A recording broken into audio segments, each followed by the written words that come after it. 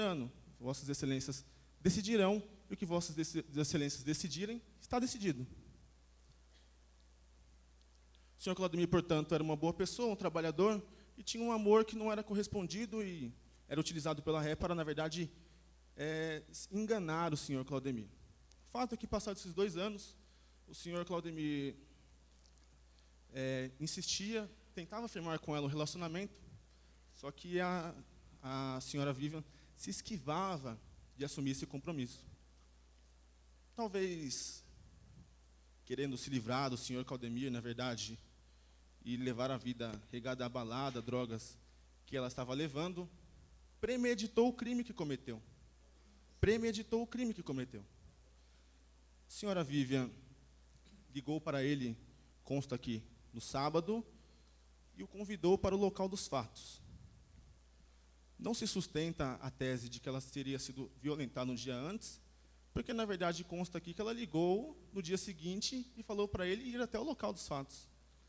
Uma pessoa que, se eu tivesse sofrido algum tipo de assédio, num crime dessa violência, faria isso? Pois bem, ela se utilizou desse expediente de alugar um imóvel e começou a planejar o crime que iria cometer. Senhores jurados, feito isso, foi até o local dos fatos, da casa. Inclusive, o senhor Manuel, o senhor João, ele veio até aqui e falou que tinha, inclusive, móveis lá dentro. E aí, aconteceu que, num sábado, o senhor Claudemir estava em casa e recebeu uma ligação. A senhora Vivian maliciosamente o convidou e ele foi, porque ele era apaixonado por ela. Ele foi até este local e ela o convidou para ir até um local ermo, um local escuro, onde ela pudesse cometer o seu crime às ocultas e sair impune. No local, isso aqui foi ela quem confessou, ela colocou o senhor Claudemir de costas para uma pedra e aproveitou deste momento de fragilidade para golpeá-lo inúmeras vezes. Inclusive, Vossas Excelências terão oportunidade de ver o laudo do IML. Constam 9 facadas do senhor Claudemir.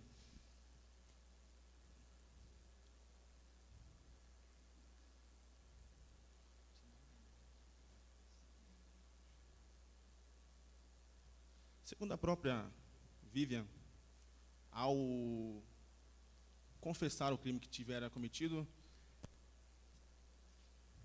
Vossas Excelências podem verificar que, inclusive, são regiões letais. Próxima à região do coração, próxima à região aqui do pescoço, na nuca, inclusive nas costas. Senhores têm a oportunidade de observar a agressividade com que este crime foi cometido. Retomando a imagem dos fatos, o senhor Claudemir estava de costas, ela falou que iria fazer um xixi enquanto ele estava de costas. Se aproveitou desse expediente, deu um golpe com uma madeira que estava no local e, naturalmente, ele caiu. Até porque consta, inclusive, aqui no processo, as folhas 19, que ocasionou um afundamento do crânio, tamanho foi a paulada que ela deu no senhor Claudemir. Mas ela estava satisfeita com a tamanha atrocidade que ela cometeu? Evidentemente que não. Arrastou o senhor Claudemir a uma valeta. Inclusive, consta aqui também nos autos, as folhas 9, de que foi necessário o concurso do Corpo de Bombeiros para retirar o senhor Claudemir da valeta onde ele se encontrava. O fato ocorreu no sábado, à noite. O senhor Claudemir foi encontrado apenas numa terça-feira, à parte da tarde, evidenciando que, como a defesa quer fazer Vossas Excelências crerem, não é assim um local visitado, pois provavelmente ele teria sido encontrado antes. São pontos que Vossas Excelências perceberam que não se coadunam, não se sustentam, porque não tem fundamento algum. Trata-se, na verdade, aqui de um álibi. de uma história inventada pela senhora Vivian para tentar se eximir da pena que vossas excelências têm a oportunidade hoje de conceder. Nobres jurados, portanto, este é o quadro fático. Mas não foi isso, não foi só isso. Ela teve... Olha só como ela planejou todos os detalhes para ocultar a autoria do crime, inclusive a materialidade também. O senhor Claudemir ficou na valeta, consta inclusive no processo, no laudo de folha 19 e seguintes, de que ele agonizou durante 2 dias para falecer. Sofreu hipotermia. Não está no processo. A senhora consulta. Sofreu hipotermia e, em razão das facadas, ele veio a óbito. Senhores jurados, a senhora Vivian saiu do local dos fatos. Provavelmente a roupa estava bem suja de sangue, né? A quantidade de facadas que vossas excelências estão vendo aí, que ela deu no senhor Claudemir. E o que ela fez? Ela foi até um local onde tinha uma fogueira e queimou a roupa que ela estava vestida no dia. Isso não é a promotoria que está inventando. É a própria palavra dela perante o juiz de direito. Até porque a promotoria não trabalha com histórias e não vem aqui fazer discursos que beiram o senso comum para tentar trazer vossas excelências a acreditar numa mentira que, na verdade, o que temos de concreto é a morte do senhor Claudemir, que aqui se encontra. Nobres jurados, portanto, esse é o quadro, e aí queimou a roupa, pegou a faca e, claro, dispensou no matagal para que essa também não pudesse ser encontrada. Senhores jurados, da narrativa desses fatos, podemos observar que o crime de homicídio, que já é um crime bastante repugnante, teve alguns indícios, algumas circunstâncias que o tornam muito mais reprovável perante a sociedade, que não é forçoso repetir. Vossas excelências pertencem, vieram aqui hoje para poder repelir este mal que não queremos nunca na nossa sociedade. Infelizmente, temos bastante impunidade, mas tenho plena convicção de que vossas excelências farão justiça. O homicídio está lá no artigo 121, caput, matar alguém. No parágrafo 2º, temos o chamado homicídio qualificado, ou seja, onde a pena ela é majorada, em face de algumas circunstâncias que o tornam, como disse antes, extremamente reprováveis. Uma delas é o motivo fútil. Motivo fútil, a senhora Maiara se usou do expediente, tão somente para se livrar do senhor Claudemir. Talvez pegar a casa que ela tinha ido lá, pegar os móveis, doar para alguém, não sei. Não sei. Talvez vender para usar droga. Está configurado aí o motivo fútil. O meio cruel, que está bem patente, no caso que vossas excelências estão analisando, se configura numa reiteração de golpes, que causou ao réu, ao senhor Claudemir, um atroz sofrimento, um desnecessário sofrimento. Está configurado, portanto, o meio cruel.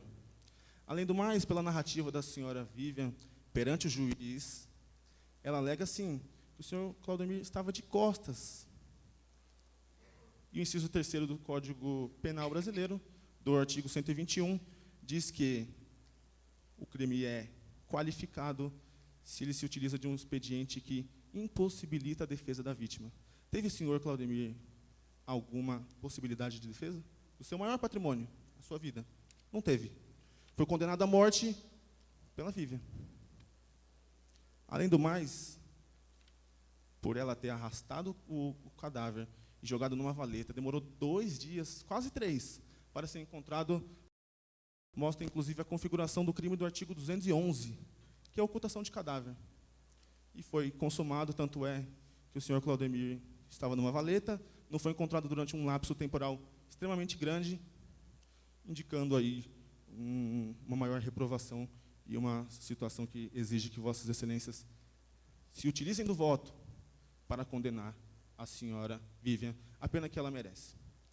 Nobres jurados, agradeço pela atenção de vossas excelências, ter a oportunidade de esclarecer alguns outros fatos, mas desde já agradeço pela atenção. Muito obrigado.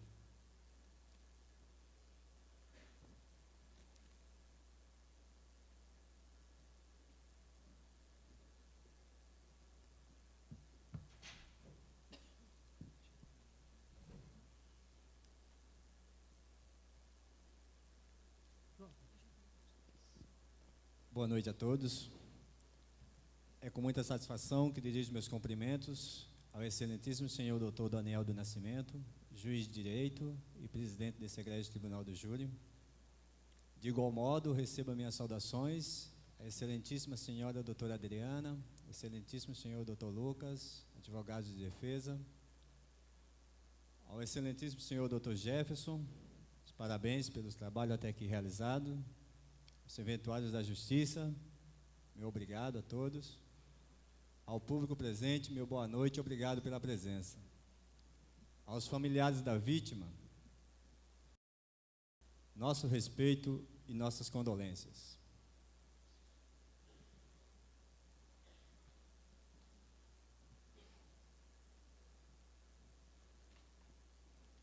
Ao Conselho de Sentença, senhores que são juízes de fato hoje, recebam meus cumprimentos. Obrigado pela presença de vossas excelências, que deixaram seus afazeres para estarem aqui, cumprindo e exercendo esse legítimo ato de cidadania. Senhores jurados, estamos aqui hoje para tratar de um crime doloso contra a vida. E a vida humana é sagrada, porque teve a sua origem na ação criadora de Deus. Deus é o dono da vida, do início ao fim. Ninguém tem o direito de tirar a vida de um ser humano inocente. E quando a gente fala de vida, senhores jurados, vem em mente a palavra mãe. Palavra que talvez o pequeno filho da acusada jamais irá compreender o verdadeiro significado. Digo isso porque ela abandonou o seu próprio filho com a ex-sogra, simplesmente para levar uma vida regada a baladas, álcools e drogas, chegando até a afirmar num certo chá de bebê, que eu não sei como a senhora desse jeito vai fazer num chá de bebê, eu acho que ela confundiu o nome, né? Acho que achou que era bebida que ia ter lá. Ela chegou a afirmar que se um dia ela conseguisse dinheiro, ela abandonaria o próprio filho, mostrando total desapego a esse sentimento materno e muita ambição pelas coisas materiais, em especial pelo dinheiro. Tá? A ré, aqui, é a maior acusadora que tem nesse processo. Ela inventa uma história a cada minuto que ela vai falar. Tanto que chegou ao ponto de, além de tirar a vida do Claudemir, ela tenta tirar a honra dele. Primeiro, em seu depoimento na delegacia, quando tinha a oportunidade de assumir o homicídio, ela inventou uma história que ficou sabendo que havia 2 elementos correndo atrás de um assaltante e que mataram esse cidadão. Era o Claudemir, segundo ela. Depois, fantasiou uma história de um estupro, porque ninguém sabe desse estupro, só ela que inventa essa história. Não consta nos autos, não tem testemunha, não tem exame, ela não fez nenhum boletim de ocorrência. E me estranha, uma pessoa que é estuprada numa sexta-feira, topa ir com o agressor no mesmo local, no local afastado. Tá? Dias antes do assassinato, ela prometeu para a mãe dela uma geladeira de presente. Isso fica parecendo um roteiro de cinema. Ela já sabia que ele ia comprar uma geladeira, ia deixar lá, já sabia que ele iria estuprá-la e em seguida ele ia matá-la. Está parecendo cinema, né, doutor, isso aqui? Os senhores podem já imaginar quantas mentiras foram faladas aqui por ela já.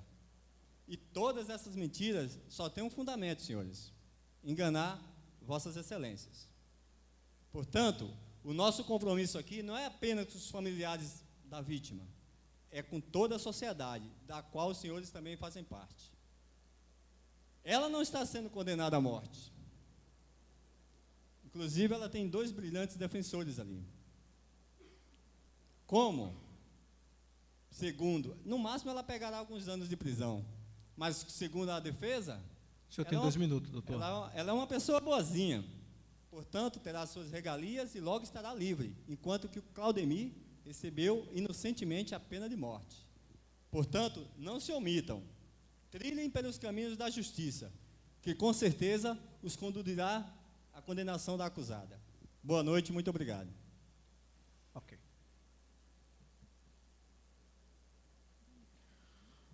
Bom, concedo a palavra ao doutor defensor, a doutora assistente. Vossas Excelências terão 20 minutos para fazer a defesa. Estão com a palavra, doutora. Ok. Excelentíssimo senhor doutor juiz de direito, presidente desse egrégio tribunal do júri, receba meus cumprimentos pelo brilhante trabalho que tem feito à frente desse júri. De igual modo, receba meus cumprimentos à promotoria, seu assistente, apesar de estarmos em posições divergentes. Receba meus cumprimentos, meu colega, doutor Lucas, a toda a plateia, docentes, discentes e todos os demais presentes, obrigado pela presença, é um prazer recebê-los aqui. E um cumprimento especial para vocês, que hoje formam o Conselho de Sentença. Como bem já disse a promotoria, hoje vocês são responsáveis por condenar ou absolver uma pessoa que está sendo acusada de um crime horrível, que é o homicídio. Agora, eu preciso chamar a atenção de vocês, porque realmente o que o colega acabou de falar é verdade, isso parece um roteiro de cinema.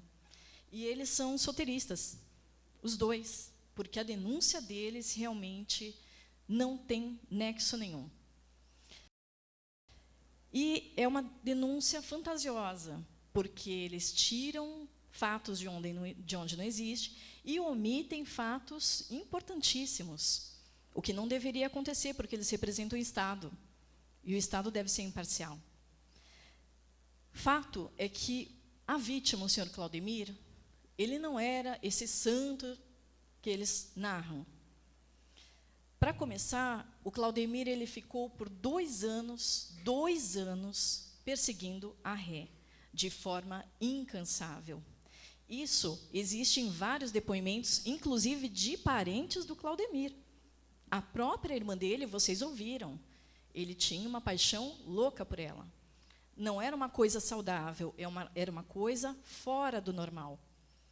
Uma coisa é a gente gostar de uma pessoa, outra coisa, achar que é dono e perseguir essa pessoa, agredir essa pessoa. Seja agressão de forma verbal, moral, física, isso não é admissível. Nós estamos num país em que a cada 11 minutos uma mulher é estuprada. Nós estamos num país em que metade da população acha que mulher que usa saia curta tem que ser estuprada. Essa é a nossa realidade. E a promotoria não é diferente. Eles acham que porque ela, sendo uma pessoa que mora num local carente, uma família desestruturada, que usa drogas, não tem direito de defender a própria vida? Não tem direito de defender a própria vida? Ela tem direito de defender a própria vida. Ele a estuprou na noite anterior ao crime. Ela estava saindo de uma festa, tinha, sim, feito uso de bebida alcoólica, tinha fumado maconha, portanto, estava com a sua capacidade reduzida. Mas o fato dela ser uma usuária de drogas não faz com que ela seja obrigada a dar permissão para ser estuprada. São coisas distintas. O fato dela ir para uma festa não transforma ela numa má pessoa. Ela é jovem, ela tem o direito de se divertir. Aliás, essa é uma prerrogativa dos jovens, né? Sair, se divertir. Isso não é crime. Isso não faz dela uma má pessoa. O fato é que ela foi estuprada. E foi estuprada, sim. Agora, a promotoria vinha falar que não existe um boletim de ocorrência, que isso saiu da cabeça dela. Calma um pouquinho. Se a gente parar na nossa história recente, o médico Roger Abdelmaci estuprou mais de 130 mulheres. E que boletim de ocorrência que tem contra ele? Nenhum até então. Porque todas ficaram com medo, todas se sentiram coagidas, constrangidas, envergonhadas, humilhadas. Isso é fato.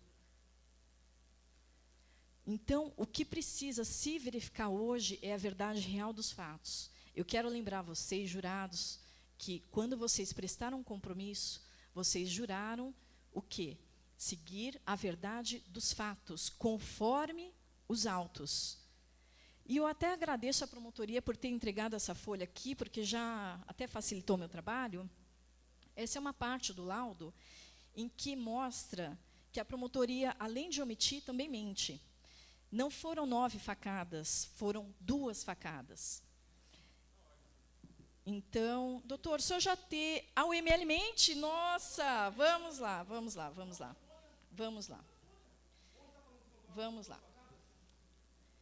Em primeiro lugar, eu quero falar aqui para vocês com relação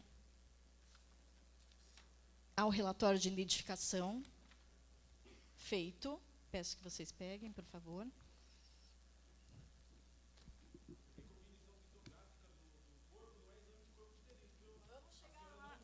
Doutor, calma, doutor, não fica nervoso. É bom que os senhores jurados vejam o comportamento do douto representante ministerial. Esse é um relatório que eu estou mostrando para vocês. Esse relatório mostra o seguinte. Na folha 15, material que cobre a vítima. Ao contrário do que disse o policial, nenhum. Isso não sou eu que estou falando, isso está no processo, tá? Na página 17, aliás, desculpe, vocês podem ver que está grifado. Houve tortura? Não. Sinais de estrangulamento? Não. Sinais de enforcamento? Não. Coleta de material de perícia? Sim. E embaixo, uma observação, caído próximo a um buraco. Portanto, o senhor Claudemir não estava numa vala profunda, como disse o promotor. Agora, o mais importante é esse exame necroscópico que eu vou passar para vocês.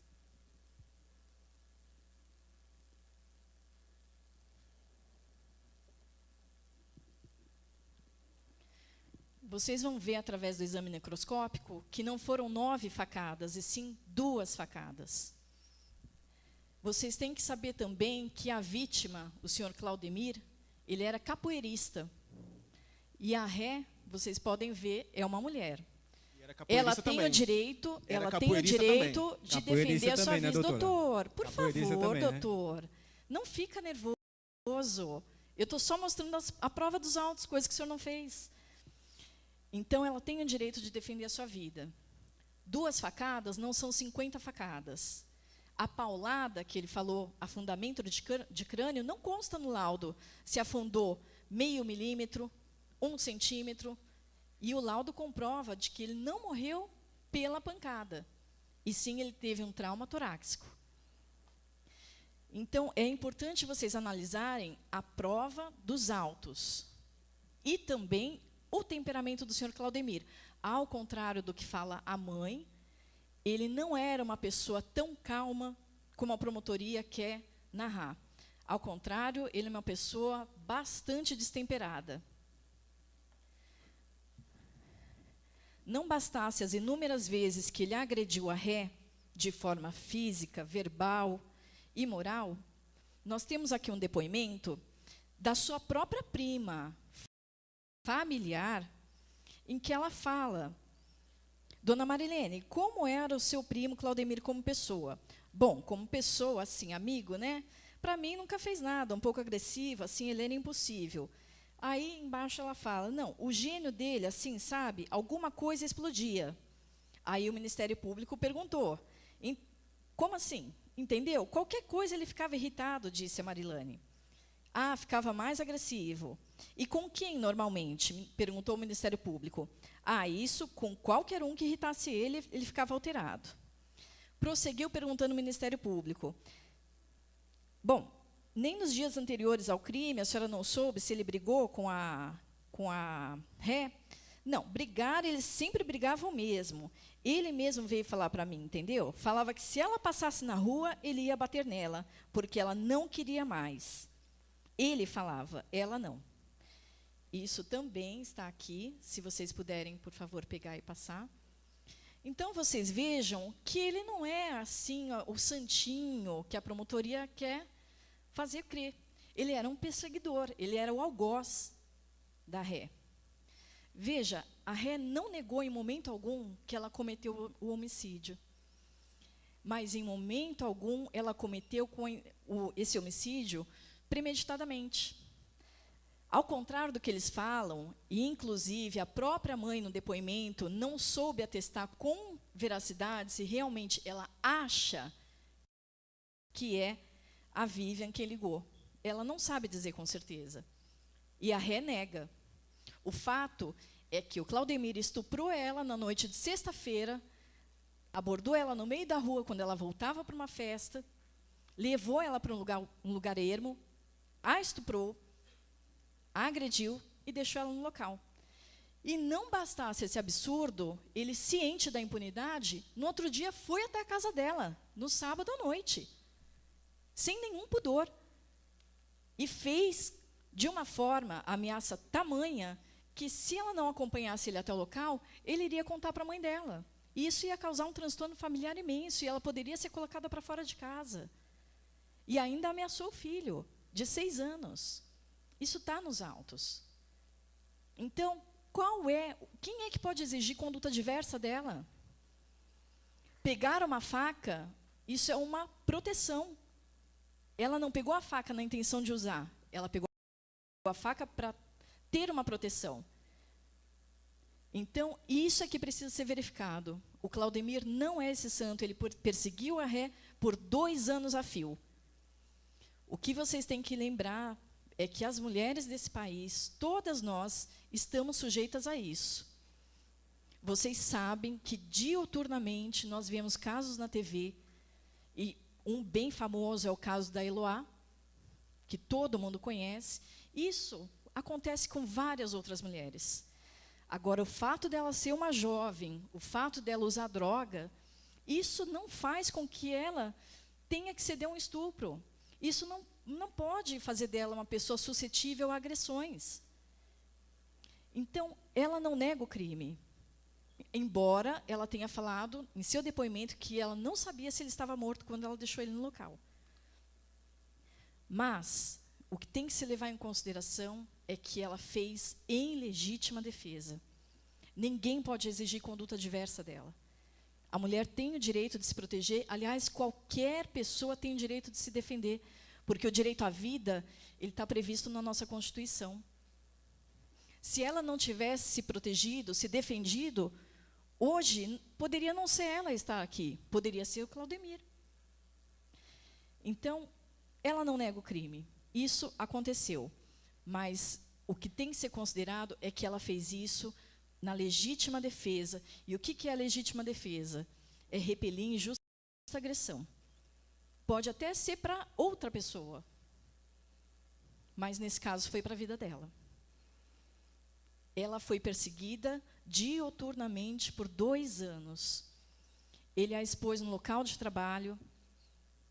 A mãe mente dizendo que não tinha apartado nenhuma briga, quando, na verdade, teve que ir até o local tirar o filho dela de lá, porque ele estava fazendo escândalo na casa da amiga. Então, isso tudo precisa ser ponderado. Ela fez em legítima defesa. Agora, quantas qualificadoras, isso eu acabei de comprovar para vocês pelos autos, e até a foto que o próprio promotor trouxe mostra isso. A ocultação de cadáver não aconteceu. Está aí. Se vocês verem o emprego de meio cruel, vocês têm um laudo aqui, se você me permite, vou só mostrar aqui. Esse laudo pergunta o seguinte, para o perito, o médico do IML. Foi produzido por meio de veneno, fogo explosivo, asfixia ou tortura, outro meio insidioso ou cruel? A morte, no caso? A resposta está aqui no item 4. Não temos elementos.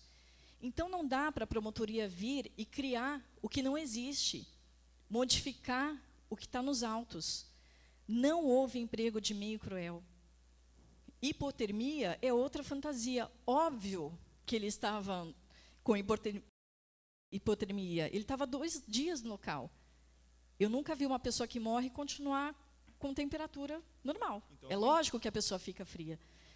Então, não menti, isso, né? Não quer dizer, inclusive, ele não pode nem atestar quanto tempo o Claudemir demorou para morrer.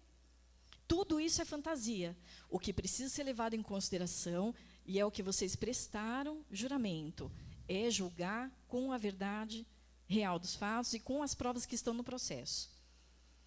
Veja, poderia ser qualquer um de nós, poderia ser a nossa filha, poderia ser a nossa irmã.